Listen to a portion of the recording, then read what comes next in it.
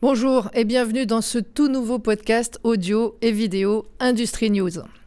Chaque trimestre, le secteur industrie d'UNIA vous y proposera des reportages, des interviews, des nouvelles du secteur de l'industrie, des informations qui vous permettront de mieux vous défendre au travail. Dans cette première édition, nous évoquerons notamment les négociations pour le renouvellement de la convention collective de travail de l'horlogerie, les négociations également en cours dans l'industrie des machines, et puis quelque chose dont tout le monde parle mais dont on ne connaît pas toujours les tenants et les aboutissants, la compensation du renchérissement. Et ça, ce sera avec vous, Samuel Bendahan. Bonjour. Bonjour. Vous êtes vice-président du Parti socialiste suisse, conseiller national vaudois et également spécialiste des questions économiques. Alors, on va voir avec vous tout à l'heure ce que signifie cette compensation du renchérissement en termes concrets et les enjeux aussi pour le porte-monnaie des ménages. On vous retrouve dans quelques minutes. Mais tout d'abord, voici quelques nouvelles en bref de l'industrie chez UNIA.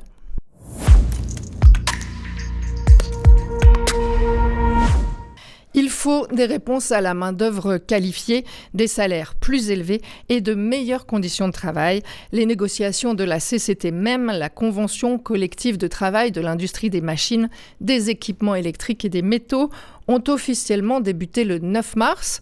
Une rencontre s'est tenue la veille entre les partenaires sociaux dans les locaux d'UNIA Zurich. Avec le syndicat SINA et la Société des employés de commerce, UNIA réclame notamment de meilleurs salaires, la compensation du renchérissement, une plus grande protection contre le licenciement et des congés maternité et paternité plus longs. Vous trouverez le cahier de revendications complet sur le site unia.ch. Ces négociations se poursuivent jusqu'au mois de juin et cette CCT s'applique à près de 100 000 salariés dans plus de 500 entreprises. Dans le canton de Vaud, UNIA propose des cours de français aux employés de la blanchisserie. Ces cours ont commencé tout d'abord à Bay, puis à Yverdon, début mars. Tous les lundis et vendredis soirs, les employés de la blanchisserie se rassemblent pour améliorer leur français. C'est l'occasion pour nos secrétaires syndicales de présenter le syndicat aux salariés, comme le fait ici notre collègue Nicole Vassali. Ces cours sont organisés en partenariat avec l'ECAP, une organisation à but non lucratif pour la formation d'adultes. Ils se poursuivent jusqu'à l'été. Ils seront reconduits selon les demandes.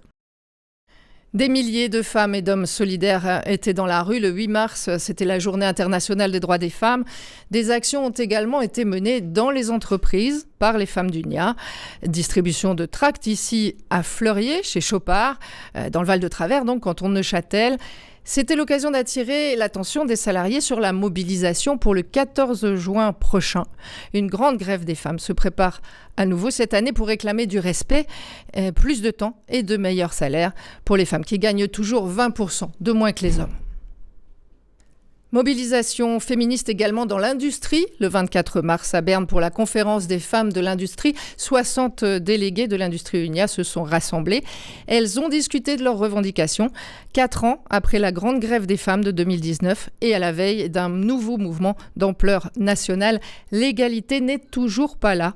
Une ouvrière de l'entreprise Riri, qui fabrique des fermetures éclairs au Tessin, a évoqué les résultats obtenus après la grève menée dans son usine l'année dernière. Une militante de l'horlogerie UNIA y a présenté les revendications féministes qui seront discutées lors des négociations pour le renouvellement de la CCT.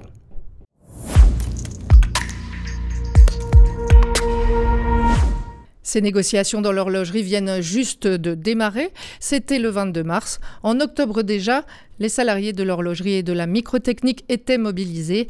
Ils ont organisé une action pour attirer l'attention sur leurs revendications à Neuchâtel avec ce mot d'ordre « Il est temps ». Raphaël Thiemard, le responsable de l'industrie chez UNIA, nous a expliqué à cette occasion quelles sont les revendications des employés de l'horlogerie.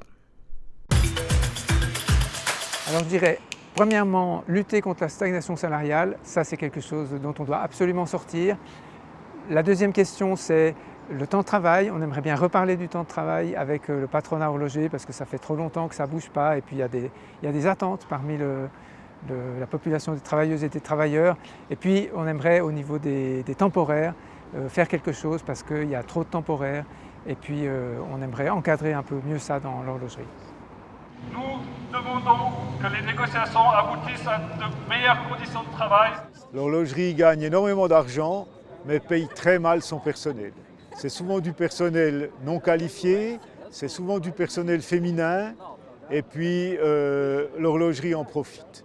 Le plus grand problème de la branche, c'est que les entreprises font des milliards de bénéfices que les ouvriers ne voient jamais et qu'on a encore autant de différences salariales entre les hommes et les femmes. Je pense qu'il y a beaucoup de différences entre les salaires, hommes-femmes, beaucoup de discrimination. Voilà ce que je ressens moi aujourd'hui. Le problème le plus grand de la branche, à mon avis, c'est les inégalités, que ce soit les inégalités hommes-femmes ou les inégalités par rapport à la hiérarchie dans l'entreprise. Ouais, je pense qu'il est temps de redistribuer les profits des entreprises de l'horlogerie aux employés de l'horlogerie.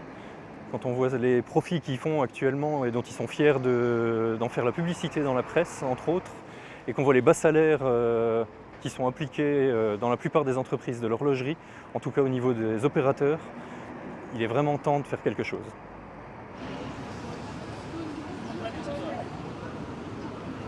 CCT Horlogerie, il est temps. CCT Horlogerie, il est temps d'agir. CCT de l'horlogerie, il est temps. Il est temps pour les salaires, il est temps pour le travail, il est temps pour le respect.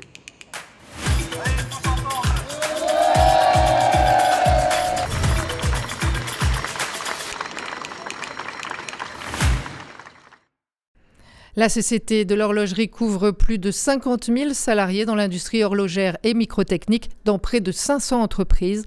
Les négociations se termineront à la fin de l'année.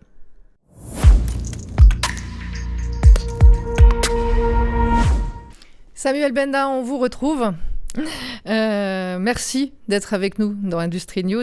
Je rappelle que vous êtes vice-président du Parti socialiste suisse, conseiller national vaudois, spécialiste des questions économiques. Alors on va parler compensation du renchérissement avec vous, mais voici tout d'abord une petite définition de ce terme en images.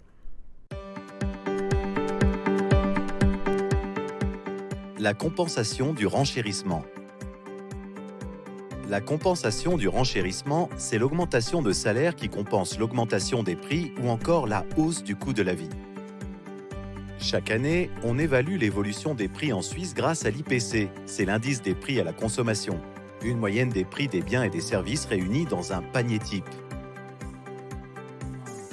En cas de hausse, les employés, appuyés par leurs syndicats, discutent avec les employeurs d'un ajustement salarial qui doit au moins la compenser. Dans le cas contraire, ils risquent de perdre leur pouvoir d'achat.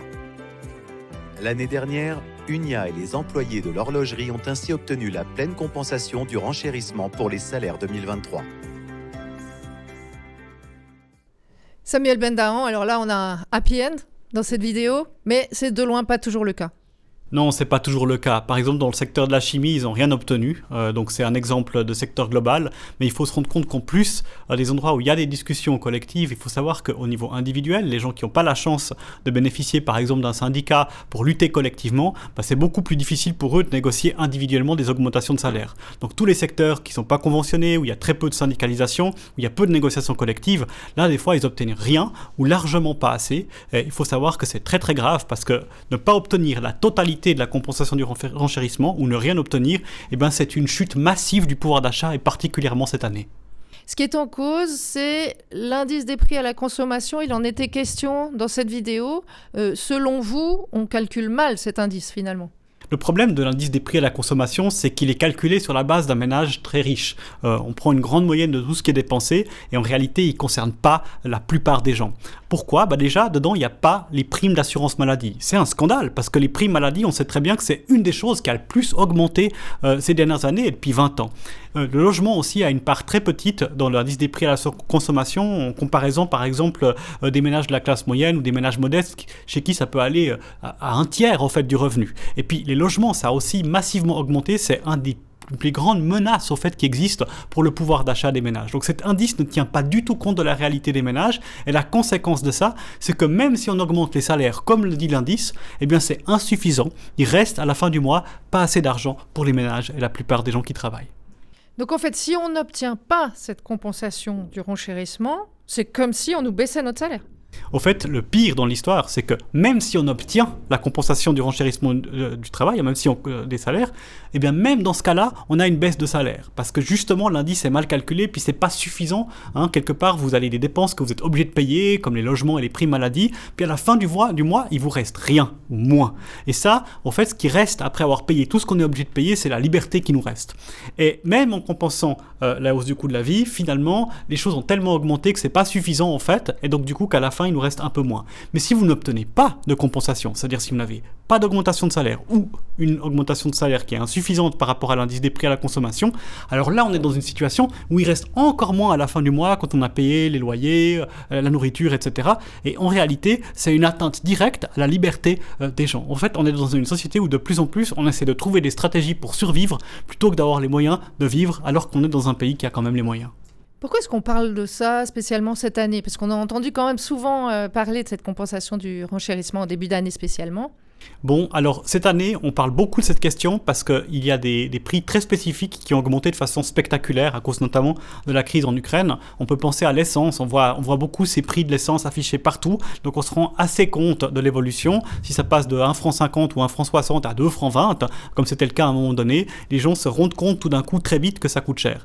Mais le problème, c'est qu'on se rend compte de ça maintenant, et puis ça a un impact sur l'indice des prix à la consommation, mais il ne faut pas oublier que les pires choses pour le pouvoir d'achat, logement, transport, prix maladie, ça augmente depuis 20 ans et c'est ce qui a vraiment détruit le pouvoir d'achat des gens sans qu'il y ait de compensation pendant des années parce que ça n'a pas eu un impact suffisant sur l'indice des prix à la consommation. Donc on voit ça maintenant parce que les prix de l'énergie ont par exemple beaucoup augmenté, mais la réalité c'est que le pouvoir d'achat des gens qui travaillent, des gens qui ont un salaire, il a massivement baissé depuis 20 ans et aujourd'hui c'est un petit peu le coup de grâce. Alors, les employés salariés de l'industrie, aujourd'hui, qu'est-ce qu'on leur dit? Quels conseils on peut leur donner par rapport à ça? Bon, le premier conseil qu'il faut donner à toutes les personnes, c'est absolument de se mobiliser et de lutter pour leurs conditions salariales. Il faut savoir que dans tous les endroits où il y a une lutte collective, où on se bat pour obtenir des conventions collectives de travail, on le voit à travers le monde, on a de meilleurs salaires et de meilleurs revenus. Aux États-Unis, par exemple, si on compare les endroits où il n'y a pas de syndicats, parce que par exemple, il y a de la lutte contre les syndicats, et bien s'il n'y a pas de syndicats, les salaires sont misérables, les conditions de travail sont atroces.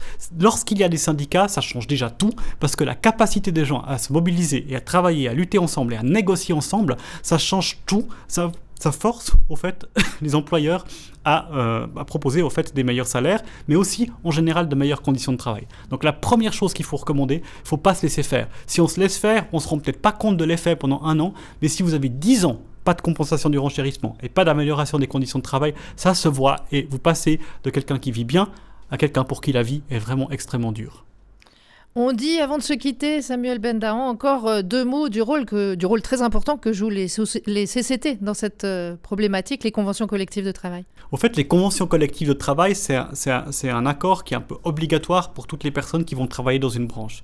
Donc ça permet justement à des employés de se mettre d'accord et surtout de négocier avec un peu plus de force au fait face aux organisations patronales pour obtenir des choses qui s'appliquent à tout le monde. Donc ça évite un petit peu la division en fait des forces ou bien le fait qu'on mette les gens les uns contre les autres, les travailleuses et les travailleurs les uns contre les autres.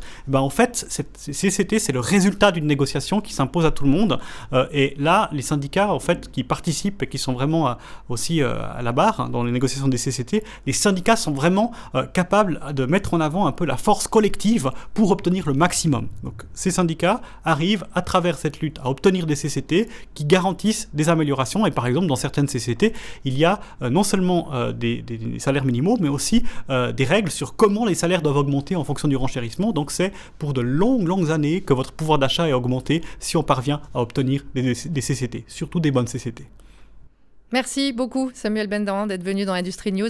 Merci infiniment. Je rappelle tout d'abord que vous êtes conseiller national, socialiste vaudois, spécialiste des questions économiques. Merci encore d'être venu. Les membres d'UNIA, effectivement, auront la possibilité de vous poser toutes leurs questions en direct prochainement dans un Zoom.